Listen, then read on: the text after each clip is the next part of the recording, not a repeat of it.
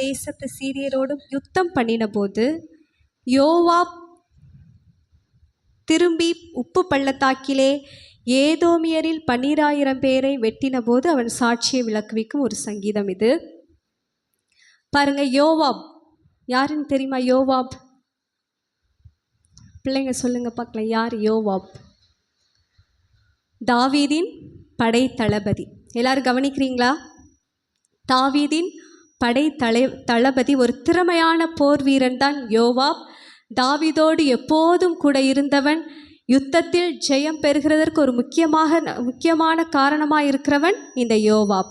முதல் 3 வசனத்தில் சொல்லப்பட்டிருக்கிறது, தாவீது பல தோல்விகளை சந்தித்தார், வனாந்திரத்திலே தங்கினார், பல தோல்விகளை சந்தித்தார். பாருங்க என்னெல்லாம் சொல்லப்பட்டிருக்கிறது. தேவனே, நீர் எங்களை கைவிட்டீர், எங்களை சிதறடித்தீர், எங்கள் மேல் கோபமாயிருந்தீர், மறுபடியும் எங்களிடமாய் திரும்பி அருளும், பூமி அதிர பண்ணி அதை வெடிப்பாக்கினீர், அதன் வெடிப்புகளை பொருந்த பண்ணும், அது அசைகின்றது, உம்முடைய ஜனங்களுக்கு கடினமான காரியத்தை காண்பித்தீர், தத்தளிப்பின் மதுபானத்தை எங்களுக்கு குடிக்க கொடுத்தீர். எப்படியெல்லாம் தான் என்னென்ன தோல்விகள் அடைந்தானோ, தாவீது தன்னுடைய வாழ்க்கையிலே என்னென்ன தோல்விகளை அடைந்தானோ அந்த காரியங்களையெல்லாம் கர்த்தரிடத்திலே சொல்லுகிறான். பாருங்க, மதுபானத்தை எங்களுக்கு குடிக்க கொடுத்தீர் அப்படின்னா ஆண்டவர் மதுபானம் குடிக்க கொடுக்கல. ஆனால் மதுபானம் குடித்தால் என்ன நடக்கும்? ஒரு குழம்பி போன சூழ்நிலை. அப்படி குழம்பி போன சூழ்நிலைகளில் எல்லாம் தாவீது நடத்தப்பட்டான். ஆனால் 4ஆம் வசனத்தில் சொல்லப்பட்டிருக்கிறது, சத்தியத்தின் நிமித்தம் ஏற்றும்படியாக உமக்கு பயந்து நடக்கிறவர்களுக்கு ஒரு கொடியை கொடுத்தீர். கொடி எதற்கு அடையாளமாக இருக்கிறது? எதுக்காக நாம் தேசிய கொடியெல்லாம் கட்டியிருக்கிறோம்? நாம் இனி அடிமைகள் அல்ல, நாம் சுதந்திரவாளிகள் என்பதற்காக ஒரு ஜெயத்தின் அடையாளமாக என்ன கட்டுகிறோம்? கொடி. இல்லை, நிறைய பேர் கவனிக்கல, கவனிங்க எல்லாரும். தேவன் தாவீதின் வாழ்க்கையில் என்ன செய்கிறாராம்? கொடி ஏற்றுகிறாராம். கர்த்தர் இப்பொழுது அவனை ராஜாவாக மாற்றிவிட்டார். அவனுக்கு அநேக தேசங்களை கர்த்தர் கொடுக்கிறார். பாருங்க, கீழே 5ஆம் வசனத்தில் வாசிக்கும் போது, உமது பிரியர் விடுவிக்கப்படும்படி உமது வலது கரத்தினால் ரட்சித்து எனக்கு செவி கொடுத்தருளும். தேவன் யாருக்கு இரக்கம் செய்கிறார் தெரியுமா? கர்த்தரை தேடுகிறவர்களுக்கு, அவருக்கு பிரியமாய் நடக்கிறவர்களுக்கு ஆண்டவர் ஜெயத்தை கட்டளையிடுகிறார். 6ஆம் வசனம் 7ஆம் வசனத்தில் சொல்லப்பட்டிருக்கிறது, கீலேயாத் என்னுடையது, மனாசேயும் என்னுடையது, எப்ராயிம் என் தலையின் பெலன், யூதா என் நியாய பிரமாணிகன், மோவாப் என் பாத பாத்திரம், ஏதோமின் மேல் என் பாதரட்சி எரிந்து போடுவேன், பெலிஸ்தியா. இதெல்லாம் என்னதுன்னா ஒரு தேசங்கள், சரியா? அநேக பெயர்கள் கொடுத்துருக்குறாங்கல்ல, அதெல்லாம் என்னது? தேசங்கள். பாருங்க, கீலேயாத், மனாசே, இதெல்லாம் யோர்தான் நதிக்கு கிழக்கு பகுதியில் இஸ்ரவேலர்கள் ஆக்கிரமித்து வைத்திருந்த தேசங்கள். எப்ராயிம் தான் இராணுவ பலமிக்க கோத்திரம், மிகப்பெரிய கோத்திரம். எப்ராயிம் மிகப்பெரிய கோத்திரம். நியாய பிரமாணிகன் அப்படின்னா செங்கோல். யூதா தேவனால் இஸ்ரவேலை ஆட்சி செய்யும்படி நியமிக்கப்பட்ட கோத்திரம் தான் யூதா கோத்திரம். வேற என்ன சொல்ல? மோவாப், ஏதோம், இந்த தேசம்லாம் இஸ்ரவேலுக்கு அருகிலுள்ள நாடுகள், ஆனால் அதெல்லாம் இஸ்ரவேலுக்கு எதிரான நாடுகள். மோவாப் தேசத்து ஸ்திரீ யாரு? யார் சொல்லுங்க பார்க்கலாம்? மோவாப் தேசத்து ஸ்திரீ ரூத். பார்த்தீங்களா? மோவாப், ஏதோம், இது எல்லாமே இஸ்ரவேலருக்கு எதிரான நாடுகள். ஆனால் இவற்றை எல்லாம் சுதந்திரிக்கும்படி தேவன் தாவீதுக்கு கிருபை பாராட்டினார். யுத்தத்திலே ஜெயித்து இந்த தேசங்களை சுதந்திரிக்கும்படி தேவன் கிருபை பாராட்டினார். 11ஆம் வசனம் எல்லாரும் சேர்ந்து வாசிக்கலாமா? எல்லாரும் சேர்ந்து 11ஆம் வசனம் வாசிங்க. பாருங்க, இக்கட்டில் எங்களுக்கு உதவி செய்யும். இக்கட்டில் நமக்கு உதவி செய்கிறதற்கு யாரால் மாத்திரம்தான் கூடும்? தேவனால் மாத்திரம்தான் கூடும், மனுஷனால் கூடாது. மனுஷனுடைய உதவி விருதா, வீண் என்று சொல்லப்பட்டிருக்கிறது. பாருங்க, எப்படி இந்த தாவீதினால் இத்தனை தேசங்களையும் சுதந்திரிக்க முடிந்தது? அவன் எவ்வளவோ கஷ்டங்களை அனுபவித்தான். மரணக்கட்டுகள் அவனை சூழ்ந்து கொண்டது. சவுல் கொலை செய்ய எத்தனம் பண்ணுகிறான். எல்லாவற்றின் மத்தியிலும், இவ்வளவு பிரச்சனைகள் மத்தியிலும் தாவீது தேவனை சார்ந்து கொண்ட ஒரு மனிதன். தாவீது தேவனுக்கு பிரியமான ஒரு மனுஷன். தாவீது தேவனை தேடுகிற ஒரு மனுஷன். அவன் தேவனை தேடினதுனால கர்த்தர் அவனுக்கு தேசங்களை கர்த்தர் கொடுத்தார். அவனை ராஜாவாக மாற்றினார். தேசங்களை அவனுக்கு கொடுத்தார். பாருங்க, ஒரு முதியவர் இருந்தார். பெரிய வீடு, அதில் அநேக வரைபடங்கள், பொட்ரைட்டுன்னு சொல்லுவாங்கல்ல, நிறைய ஓவியங்கள் வரைகிறவங்க அழகாக வரைவாங்க பார்த்தீங்களா, அதெல்லாம் பல லட்சங்கள் கூட பல லட்சங்களுக்கு விற்கப்படும். அந்த மாதிரி வீடு முழுவதும் அவர் அந்த வரைபடங்களால் நிரப்பி வைத்திருந்தார். செவுர் ஃபுல்லாக வரைபடங்கள் இருந்தது. அவருடைய மகன் தூர இடத்துல வேலை பார்த்து கொண்டிருந்தார். அவருடைய மகனும் அழகாக வரைவார். இந்த முதியோரும் அழகாக வரைகிறவர். அப்போது அவர் திடீரென்று மரித்து போய்விட்டார் மகன். ஆனால் அதற்கு முன்பதாக அவங்க அப்பாவை அழகாக வரைஞ்சி வைத்திருந்தார். அப்போ மகன் மரித்ததுனால அவரோடு கூட வேலை பார்த்தவர் அந்த வரைபடத்தை கொண்டு வீட்டுக்கு வரும்போது அவங்க அப்பா கிட்ட கொடுத்தார். இது பாருங்கள், உங்கள் மகன் உங்களுக்காக வரைஞ்ச வரைபடம் அப்படி. அப்போ கொஞ்ச நாட்கள் சென்றது. அந்த முதியவரும் மரித்து போனார். அப்போது அந்த வீடு, இப்போ மகனும் இல்லை அவரும் இல்லைல்ல, அந்த வீடு ஏலத்திற்கு விடப்பட்டது. அப்போது அந்த வீட்டில் இருக்கிற எல்லா வரைபடங்களும் விற்கப்பட்டது. எல்லாரும் அந்த வரைபடத்தை வாங்கி கொண்டாங்க. இப்போது வீடு ஏலத்திற்கு இருக்குது. நிறைய பேர் வெயிட் பண்ணுறாங்க வீட்டை வாங்கிறதுக்கு. ஆனால் ஒரு கண்டிஷன் என்னென்னா, அவங்க அப்பாவுடைய வரைபடத்தை விற்ற பிறகு தான் அந்த வீடு ஏலத்திற்கு விடப்படும் என்று சொல்லப்பட்டிருந்தது. ஆனால் யாருமே வாங்கிறதுக்கு முன் வரவே இல்லை. நேரம் ஆகிக்கொண்டே இருக்கிறது.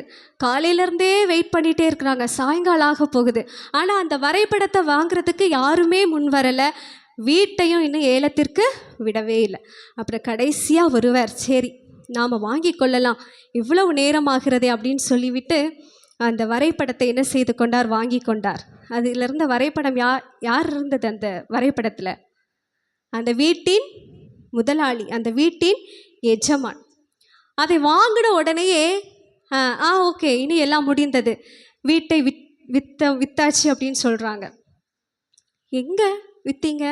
இப்போ தானே அந்த வரைபடம் வாங்கப்பட்டது, அதற்குள்ளாக ஏலத்திற்கு விட்டாச்சா அப்படின்னு சொல்லி கேட்கும்போது அந்த வரைபடத்திற்கு பின்னாக எழுதியிருந்ததாம், இந்த வரைபடத்தை யார் பெற்றுக்கொள்ளுகிறார்களோ அவர்களுக்கு தான் அந்த வீடு சொந்தமாகிறது அப்படின்னு எழுதப்பட்டிருந்ததாம். பார்த்தீங்களா? இதே போல தான் நாம் சில நேரத்தில் தேவன் நமக்கு வேண்டாம், ஆனால் அவர் தருகிற ஆசீர்வாதங்கள் வேண்டும் என்று நாம் நினைக்கிறோம். இன்றைக்கி நமக்கு அநேக பிரச்சனைகள் இருக்குது, நிறைய தேவைகள் இருக்குது, பண தேவைகள் இருக்குது, இடம் வேணும், வீடு வேணும், கார் வேணும், கடன் பிரச்சனைகள் எல்லாம் மாறணும், நல்ல வேலை வாய்ப்பு வேணும், எல்லாமே ஆசைப்படுகிறோம். ஆனால் நாம் தேவனை தேடுகிறோமா? வேதத்தில் ஒரு வசனம் சொல்லப்பட்டிருக்கிற, முதலாவது தேவனுடைய ராஜ்யத்தையும் அவருடைய நீதியையும் தேடுங்கள், அப்பொழுது இவைகள் எல்லாம் உங்களுக்கு கூட கொடுக்கப்படும் என்று கர்த்தர் சொல்லியிருக்கிறார். நாம் அவரை தேடுகிறவர்களாய் மாற வேண்டும். ஒவ்வொரு நாளும் நீங்கள் அவரை நேசித்து அவரை உங்கள் இருதயத்தில் ஏற்றுக்கொண்டு அவரை அப்பா பிதாவே என்று அவரை என்ன செய்ய வேண்டும்? கூப்பிட வேண்டும். ஒரு தவறு செய்த பிள்ளையை கூப்பிட்டு பாருங்க, உங்கள் முன்னாடி எப்படி நிற்கும்? தவறு செய்த பிள்ளை. நீங்கள் அடிக்க போகிறீங்கன்னு நினச்சிட்டு அது பயந்து என்ன பண்ணும்? கையையும் கட்டிட்டு வாயையும் மூடிட்டு அமைதியாக குனிந்து நிற்கும். பார்த்துருக்கீங்களா? எல்லாருக்கும் பிள்ளைங்க இருக்காங்க தானே? இதே மாதிரி சிலர் என்ன பண்ணுகிறோம்? தேவனுடைய சமூகத்தில் கை கட்டிட்டு அமைதியோடு நிற்கிறோம். அப்படி அல்ல. நாம் இருதயத்தில் அவரை நேசித்து அவரை இருதயத்தில் ஏற்றுக்கொண்டு நம்முடைய வாய்களை திறந்து அப்பா பிதாவே என்று கூப்பிட்டோன்னா அவர் நம்மை பிள்ளையாய் அவர் ஏற்றுக்கொள்ளுகிறார். நமக்கு வேண்டுகிற அத்தனை காரியங்களும் அவர் நமக்கு கொடுக்க ஆயத்தமாக இருக்கிறார். இவ்வளோ நாள் நீங்கள் அவரை கூப்பிடாமல் இருந்திருக்கலாம், ஆனால் இப்போ நாம் அவரை எல்லாரும் கூப்பிட போகிறோம். அப்பா பிதாவே. அவர் அப்பா பிதாவே என்று கூப்பிடத்தக்கதான புத்திர சுவிகாரத்தின் ஆவியை நமக்கு கொடுத்திருக்கிறார். எல்லாரும் கண்களை மூடி சொல்ல போகிறோம். தாழ்மையில் இருந்தேன், தள்ளாடி நடந்தேன், தயவாய் நினைவு கூர்ந்தீர், கலங்காதே என்று கண்ணீரை துடைத்து கரம் பற்றி நடத்துகிறீர். ஹல்லேலூயா. எல்லாருக்கும் தெரிந்ததான ஒரு பாடல். அப்பா பிதாவே, அன்பான தேவா, அருமை இரட்சகரே, எல்லாரும் சேர்ந்து, யாருமே வாய்களை மூடி வச்சிட்டு இருக்கக்கூடாது. எல்லாரும் வாய்களை திறந்து கண்களை மூடி சத்தம் உயர்த்தி, பெரியவர்கள், பிள்ளைகள், வாலிபர்கள், சகோதரர்கள், சகோதரிகள் எல்லாரும் அவரை இருதயத்தில் நாம் ஏற்றுக்கொள்ள வேண்டும். ஹல்லேலூயா. உங்கள் ஒவ்வொருவரையும் அவர் பிள்ளையாக ஏற்றுக்கொள்ள அவர் வாஞ்சியுள்ள தேவனாய் இருக்கிறார். தாவீதை எல்லா சிறுமையினின்றும் அவனை விடுதலையாக்கி அவனை ராஜாவாக மாற்றி அவனுக்கு தேசங்களை கர்த்தர் சொந்தமாக்கி கொடுத்தார். ஹல்லேலூயா. இந்த உலகத்திலும் நமக்கு தேவையான ஆசீர்வாதங்களை கர்த்தர் கொடுப்பார். தாவீது கர்த்தரிடத்தில் சொல்லுகிற, கர்த்தருடைய வீட்டிலே நான் நீடித்த நாட்களாய் நிலைத்திருப்பேன். ஹல்லேலூயா. நம்மையும் அவர் பரலோக ராஜ்யத்திலே, ஹல்லேலூயா, உங்களுக்காக ஒரு வாசஸ்தலத்தை ஆயத்தம் பண்ணுகிறேன் என்று கர்த்தர் சொல்லி போயிருக்கிறார். நமக்காக ஒரு வாசஸ்தலத்தை அவர் ஆயத்தம் பண்ணியிருக்கிறார். இம்மையிலும் நம்மை ஆசீர்வதிக்கிற தேவன் அவர், மறுமையிலும் நம்மை ஆசீர்வதிக்கிற தேவன். ஹல்லேலூயா. அப்பா பிதாவே, அன்பான தேவா, அருமை இரட்சகரே, ஆவியானவரே, அப்பா பிதாவே, அன்பான தேவா, அருமை இரட்சகர். எல்லாரும் வாய்களை திறந்து,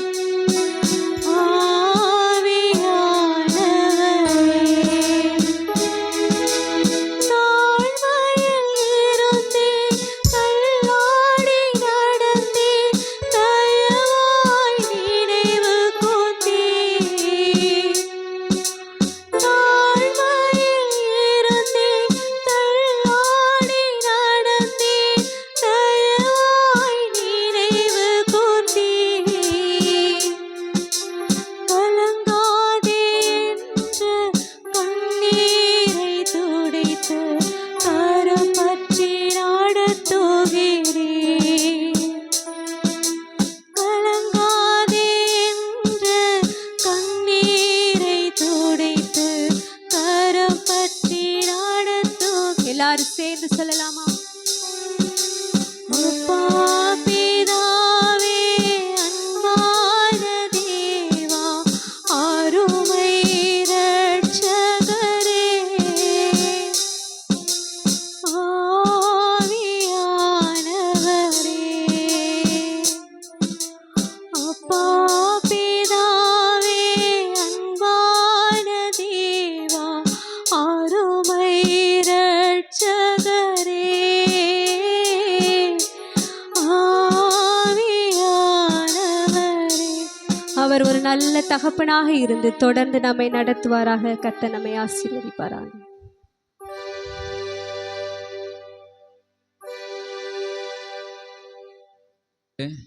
சாட்சி கொடுக்கிறவர்கள் சாட்சி கொடுக்கலாம்.